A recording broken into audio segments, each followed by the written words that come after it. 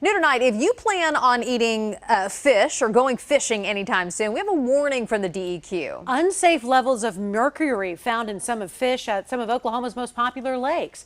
KOCO Zach Rael joins us live here now. And Zach, I know you've been looking into this report just in. Yeah, Abby, Jess, that's right. DEQ just released their annual report examining the fish at all of Oklahoma's lakes. Nearly half of the lakes in the state have some sort of an advisory right now, meaning that it could be unsafe for you to eat the fish that you catch. Every lake is different. If you plan on hitting the lake this 4th of July weekend or any time over the summer and you want to fish, you need to pay attention to this new advisory from the Oklahoma Department of Environmental Quality. Fish in 73 of Oklahoma's lakes were found to have some levels of mercury, meaning they could be unsafe for you to eat. There are some lakes where we recommend that people not eat any meals of certain species of fish. At some lakes, the DEQ says it's unsafe for anyone to have any of the fish at all, while at others, it's recommended not to eat certain fish more than 1 or 2 times a month.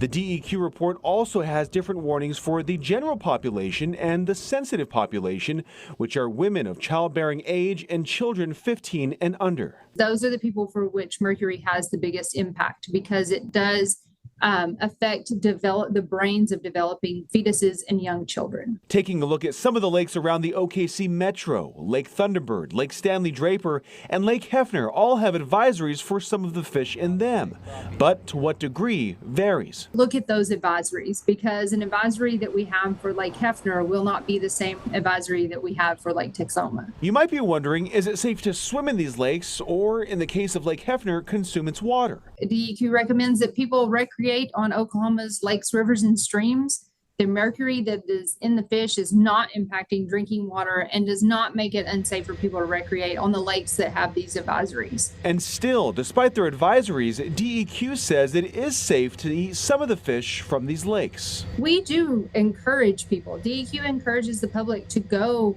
catch fish and eat the fish that they catch because fish are such an important part of a human diet. But we just want people to be informed.